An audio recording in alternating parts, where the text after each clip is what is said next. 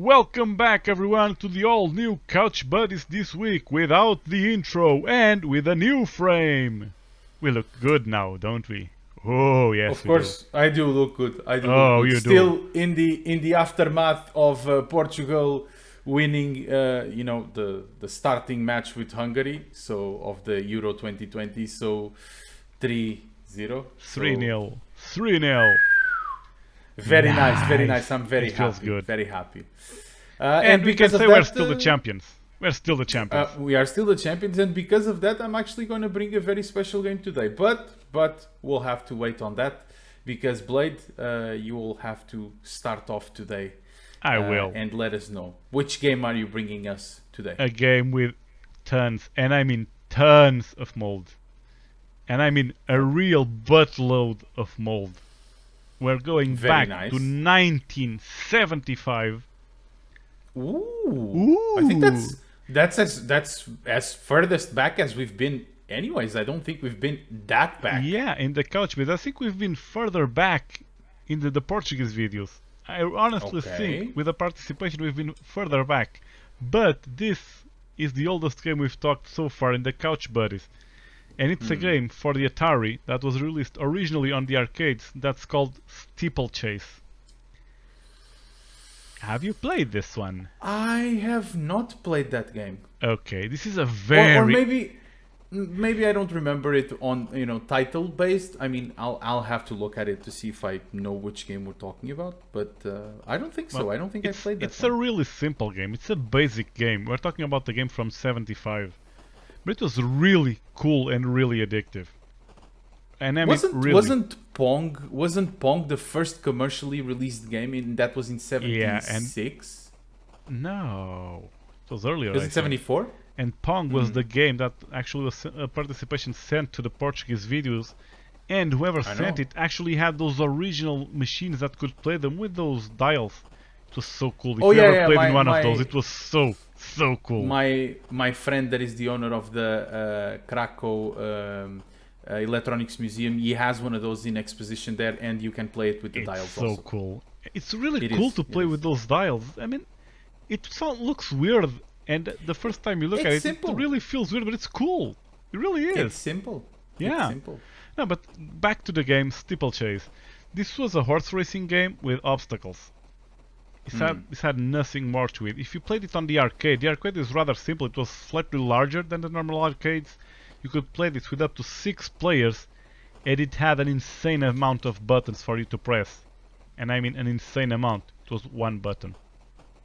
Oh, Okay, yeah. so the horses would just run automatically and start gaining speed.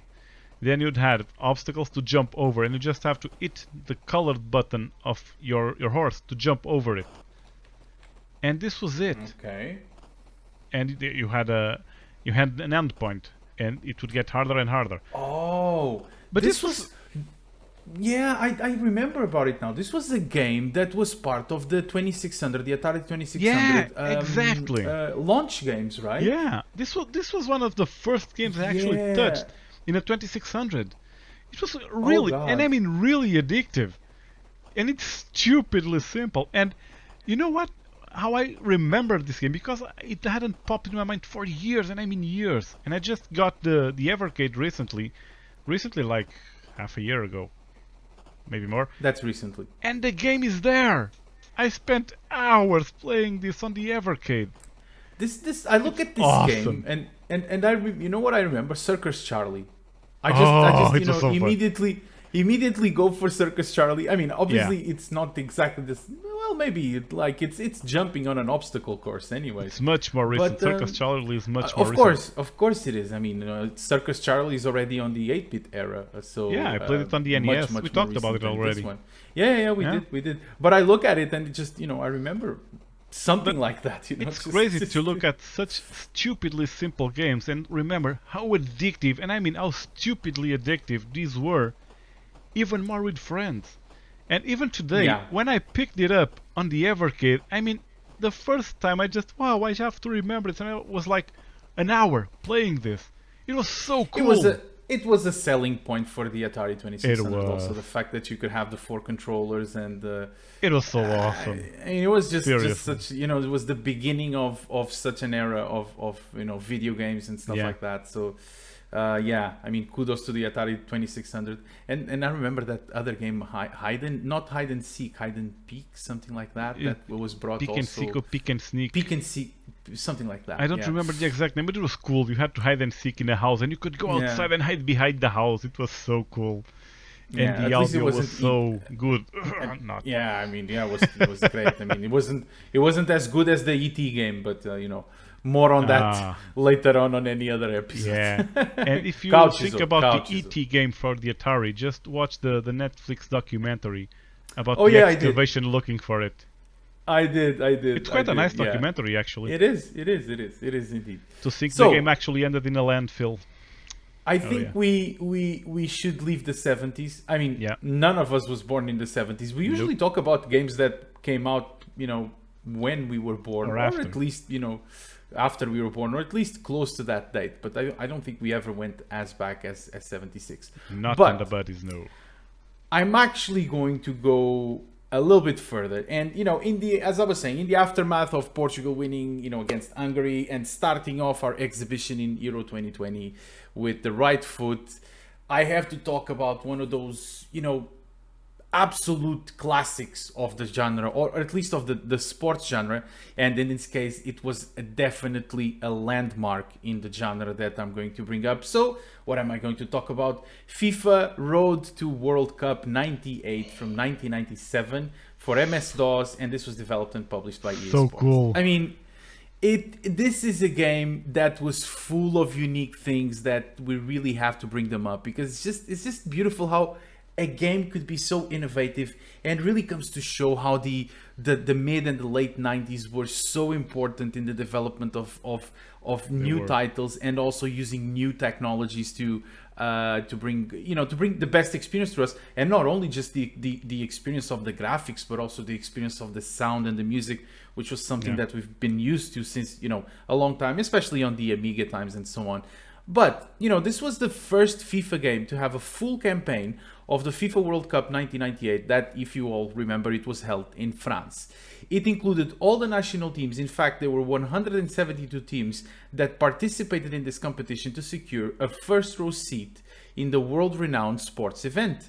This format actually would not be attempted by EA until FIFA 10, where we would actually see the 199 national teams that participated back then in the South Africa World Cup. DJ, correct me if I'm wrong, but wasn't this the FIFA that had song 2 from Blur on it? The one that Yes, it just was. started, woohoo! Yes, so it was, awesome. and we'll get there. We'll get there. So don't ruin my script, please, because I have all this lined up. Okay, thank you very much. It included 16 stadiums from all over the world, and if it wasn't enough, it also included national leagues with 189 clubs. So this was amazing. I mean, 172 teams. You could play the World Cup. You could also play leagues with 189 clubs, you know, especially country leagues. And amazing. I mean, I can't really see how they fit the whole thing in a CD. And available also, there was the World Cup qualifying, and then the Road to World Cup, as the name says. Yeah. But it also included the 5-a-side indoor mode. It was simulating futsal, and it was the first game of the series to include a player and a team editor. And once again, here EA completely innovating, and why? Because it was once again an absolute surprise to have a video game with an officially licensed soundtrack, which is clearly remembered by what you just said. Woohoo! Yeah, it was Song 2 from Blur, and I think everybody remembers this game mostly because of that. Yeah. But it was the first time that we saw something like that, an officially licensed soundtrack that was made by a big artist, So, there's not much to say about the game besides what I just mentioned about the game modes that it has. It's a FIFA game. It was considered one of the best... I mean, it was an actual successor for the FIFA 97, because you know it was the road to World Cup. It brought a lot of innovation. FIFA 97 was not actually as polished as this one.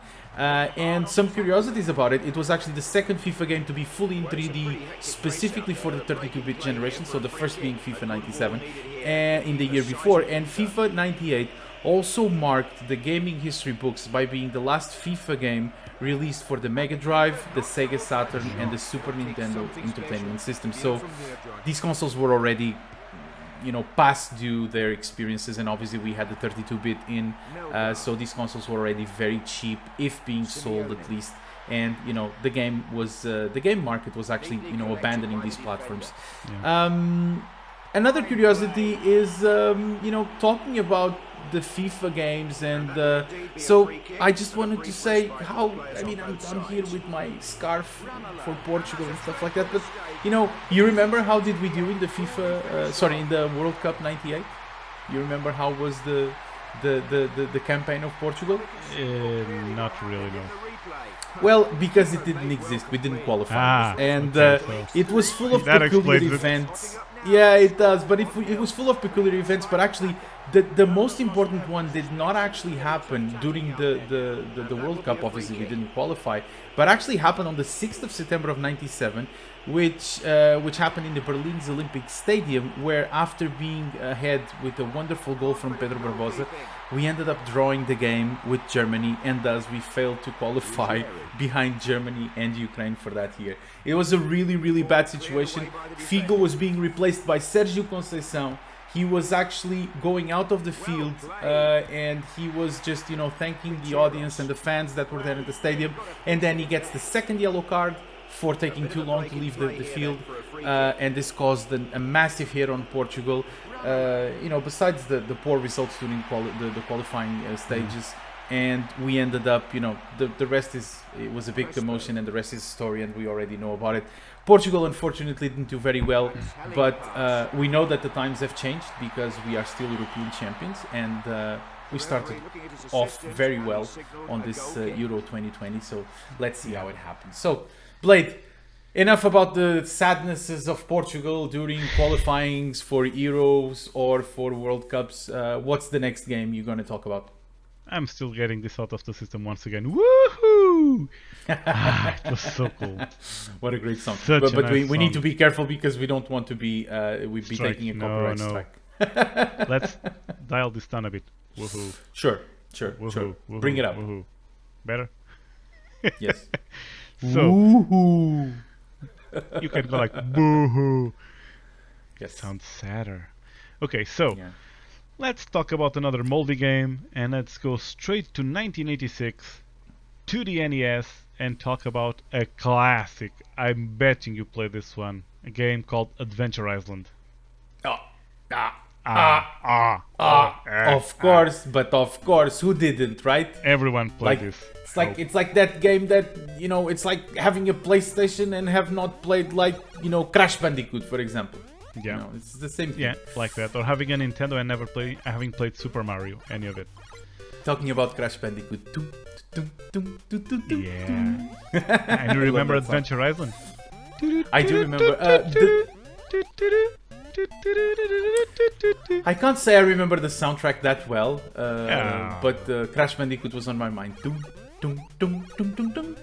Crash no, was okay. such a cool game. Go ahead. Anyway. Forget Crash Bandicoot. We'll talk about it one day. We actually haven't talked about Crash Bandicoot yet. That, and we have to talk about Jack and Daxter. That was such a cool game. Oh. And actually, we haven't talked about also. Oh God, I forgot the name. Jesus, this always happens to me. The one that just came out for the PS5, the exclusive Ratchet and Clank. We haven't talked about Ratchet and Clank. Yeah, we have to. That's another one. So many games we have to talk about. Yes. But anyway, let's go get back on topic. Adventure Island. Adventure Island. Well, this is a game that doesn't have a lot to talk about, but we played a character called Master Wiggins, if I recall right, and we had an enemy that was the evil witch doctor something that kidnapped Princess Tina. And basically we had 8 stages, or 8 levels with 4 stages each, 32 stages in total, and you just go from left to right, standard, and I mean standard platforming game. You had points where you could pick up an axe or a stone axe, if I remember right. You could throw it or upgrade it to fireballs that had bigger range and more damage. And you could also ride a skateboard and do the levels faster. But you had an energy bar you had to fill by eating food or drinking milk, and you couldn't get hit by enemies or fall in the water and so on, the typical. And at every fourth stage, you'd get a boss, you'd have to fight it. It was actually always the witch doctor, and at the last level, you'd face him again. You'd have to hit him a lot more times than in the previous battles, and he would keep changing the head he was using and having different attacks on you, so you'd have to quickly adapt to whatever he was doing. But this was a standard platforming game, but it was really cool, and the soundtrack, I mean, I never talk about soundtracks, but this one, it was so cool. And we also have to talk about a game like this one, and I mean like this and similar, that will soon, and I mean really soon, have a re-release, a remastered version. It's soon here, it's on the 22nd, I think. That's Alex Kidd. Oh yeah, I'm so anxious for this one. We got a suggestion to talk about that. In the Portuguese videos. I'm really thinking if I'm actually gonna buy it at launch. I have to say that I wasn't really much of a big fan of Alex Kidd. I didn't have any consoles. I keep repeating this all over again. But I had a clone, and Alex Kidd was something you wouldn't see on the clone. I mean, obviously this was an NES clone, so you wouldn't see Alex Kidd there. It was a Master System game. I had a friend that had a Master System too, and I remember him playing that. But again, I wasn't going much to his place. When we were there, we mostly would play Sonic and Outrun. Those were the games that I really would love to play. But Alex Kidd is a good, definitely one that we would need to cover. But again, kind of like Adventure Island. It's a game from '86, but it kept having releases and releases all over the years. I think the last one was in 2009 for the Wii, if I'm not mistaken. Probably. I think it did have several releases. Again, I played the first two. I'm not sure if I played the third one.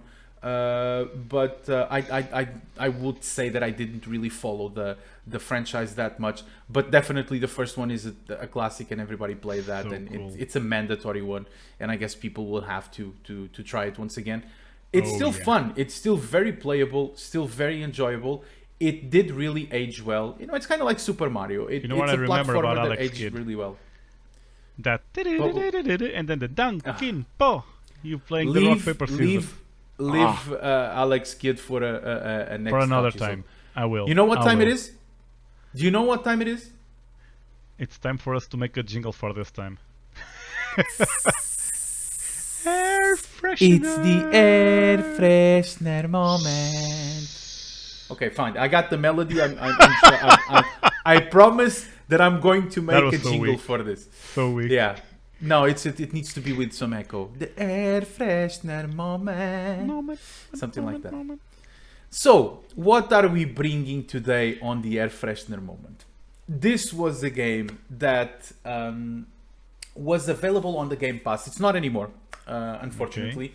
But it's a quite accessible or affordable game. I'll talk about it in the end. But without further ado, I'm going to talk about Gato Roboto from 2020. This is available for Windows, Xbox One, Mac, Linux, Nintendo Switch, and this was developed by Doinksoft. So the story here is really simple. We take the role of a cat named Kiki that, after crash landing in an alien planet with its owner, Gary, seems to be in trouble. Now, it's also important to mention that the only reason why Gary and Kiki are on this planet is because Kiki, being a cat, and according to Constantine, or John Constantine, cats are pathways to hell, she steps on the ship's keyboard and causes it to crash. So basically, the cat actually caused it. Now, with Gary stuck inside the half-destroyed ship and Kiki outside, this little feline will go full mech warrior and will take a mechanized suit and wreak havoc in this alien planet in order to find a way to save its owner.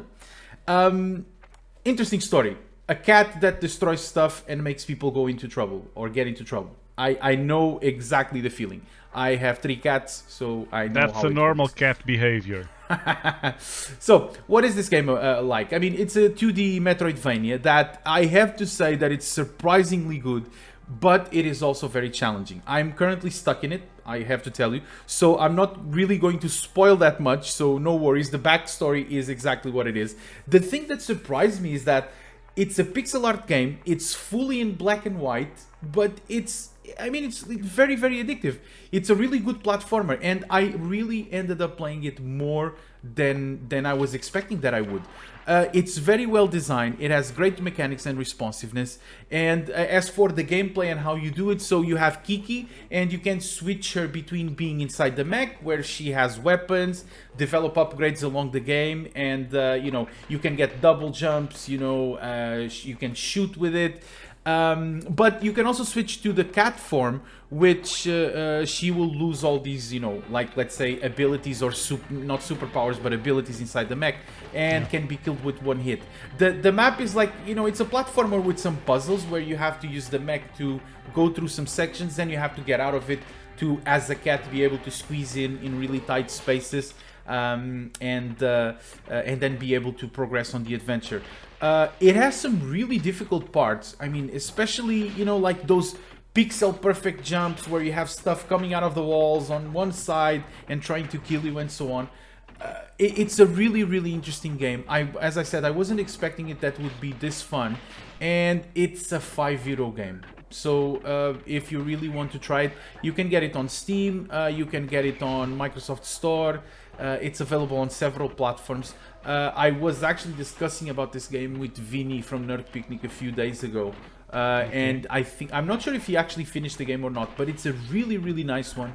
And it's totally worth it. It really gives us that, that feel, that old school feeling of a pixelized game and in 2D as a platformer. So guys, I really loved it, and you guys should try it out. It's really amazing.